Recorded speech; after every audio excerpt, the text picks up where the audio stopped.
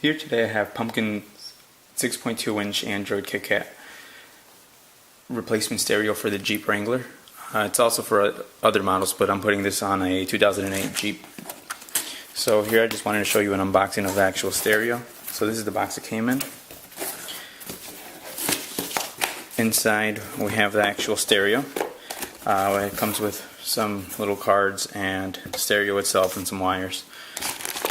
So stereo itself,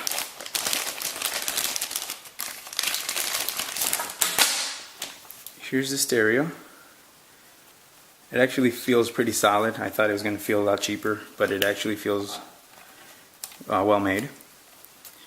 So it's supposed to be a direct replacement for the Jeep, so it has the same mounting brackets as the Jeep does.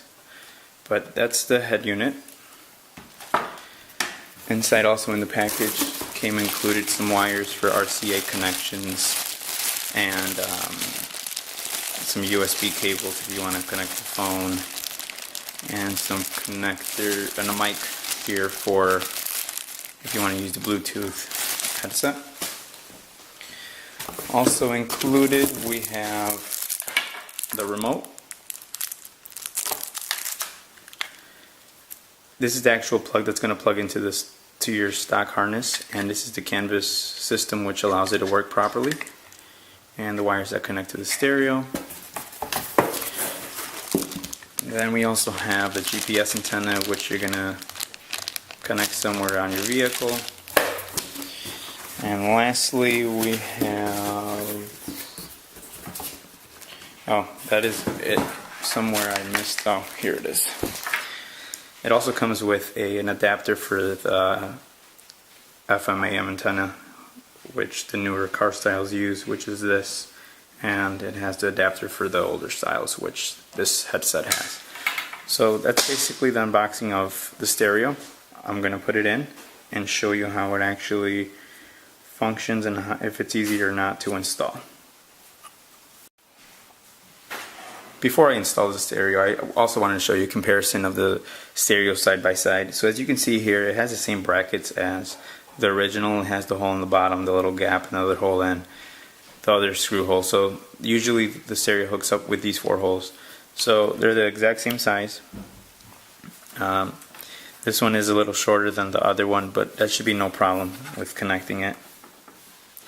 And in the back there are a couple of differences in how the harnesses are connected, but the adapters should compensate for all of those. But there it is. It should be a direct replacement of your original stereo.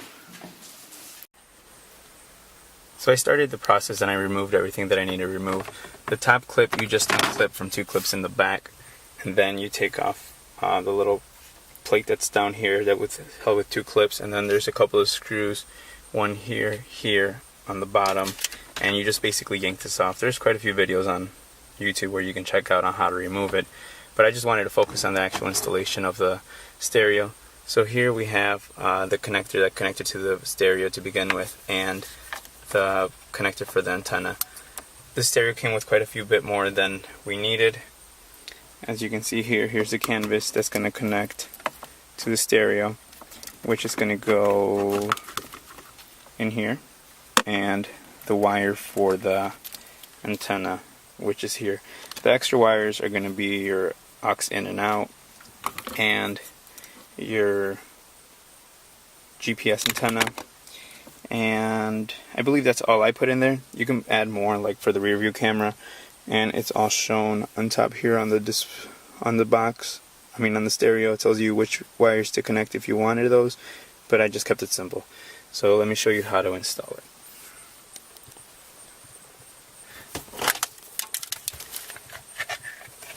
So here we're going to connect, like I said, the original wire that came with it.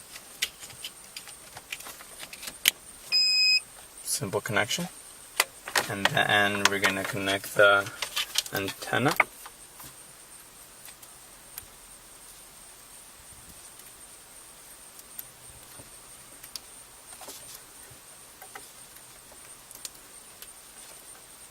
There it is, and that's it. Now I'm going to find a location to mount, to hide the wires and to mount the actual GPS, but that's pretty much how it installs in.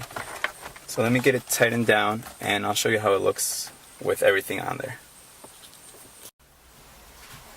So now I have the stereo installed. As you see, it's a direct replacement for the Jeep. It was fairly easy to install. You just, like I said, connected the 4 bolts that were there and you pushed it in.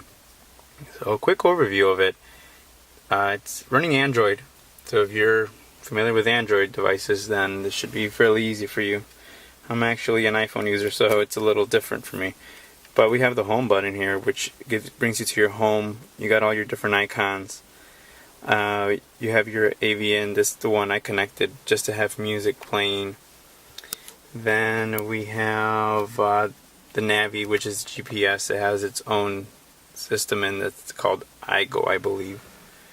I can't see the screen. Sorry about that. There we go. You can connect it to Wi-Fi, which is connected to my Wi-Fi network right now. Gives you the time, the GPS, it's on mute. Right here we have the slot for the GPS SD card, which they provide. You can update it via their website, so the SD card is in there. And on the other side we have a slot for you to put in your own music if you wish via SD, and then there's the DVD player, the toggle. So it's a pretty cool system. Radio works fine, everything works fine so far, but there it is. Hope you guys enjoy the video.